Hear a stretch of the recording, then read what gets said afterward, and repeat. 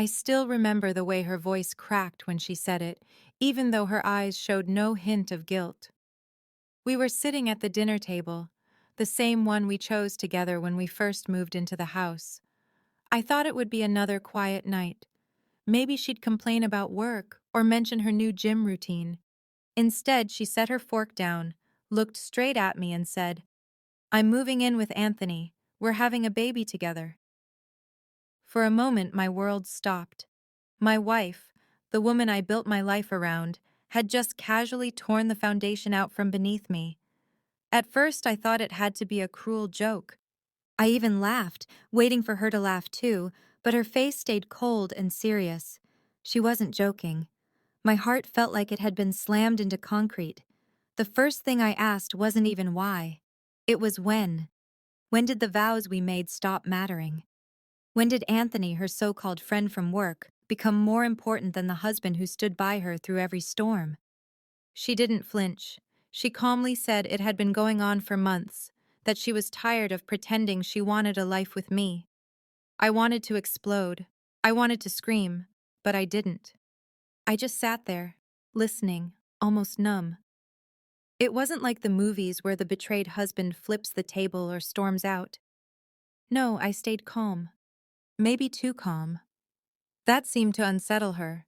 She expected me to beg, to cry, to fight for her to stay. Instead, I let her words hang in the quiet room. Then I asked the one question that made her blink. "And you thought I wouldn't find out on my own?" That's when I saw it, the brief flicker of fear. The truth was, I already knew about Anthony. The late nights at work, the sudden focus on her appearance, the way her phone never left her hand. I noticed everything. I had even followed her once, and sure enough, she walked straight into his apartment. I'd been preparing myself for this moment, even if it didn't make the knife hurt any less when it finally struck.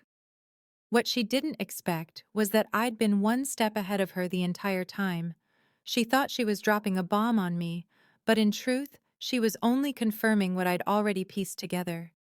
She tried to justify it, saying Anthony made her feel alive again, that he gave her the attention and passion she claimed had been missing in our marriage. I listened without interrupting, but in my mind, I saw all the years I sacrificed for her.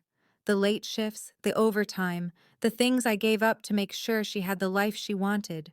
I wasn't perfect, but I was loyal, and loyalty, it seemed, was never enough for her. My silence must have unsettled her because she finally asked, "Well, aren't you going to say anything?" That's when I leaned back, looked her straight in the eyes, and said calmly, "Good luck. Because while you were playing house with Anthony, I was talking to a lawyer." Her face went pale instantly. She expected me to be shattered, to fight for her, but instead, I had already prepared my exit. I explained that I'd gathered proof of her affair, that the divorce papers were nearly ready, and that she wouldn't touch a cent more than what she was legally entitled to. Her little fantasy world collapsed in seconds. She started crying then, not from regret, but from fear. Fear that the comfort and stability I had given her would disappear. Fear that Anthony, the man she saw as her savior, might not be so eager when real responsibilities like raising a child and paying bills landed on his shoulders. She begged me to at least talk it through, but I just shook my head. "You made your choice," I said. "Now you live with it." The next few weeks were a blur. She packed her things, moving into Anthony's apartment.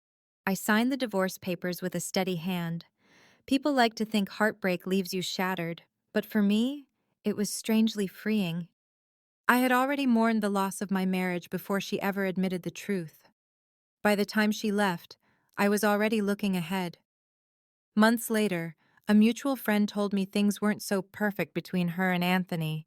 The reality of bills, responsibility, and her pregnancy weighed heavily on him. Rumors said he wasn't as committed as she believed he'd be. That didn't surprise me. Men like Anthony are exciting in the shadows, but weak in the light of day. I didn't gloat when I heard that. I just felt a deep sense of closure. She made her bed, and now she had to lie in it. As for me, I rebuilt. I started over. I reconnected with old friends, picked up hobbies I'd abandoned, and for the first time in years, I felt truly free. My reply that night stunned her into silence, but it also set me free. Sometimes strength isn't found in fighting to keep someone, it's found in knowing when to let go. And when I did, I realized I hadn't lost anything at all. She had.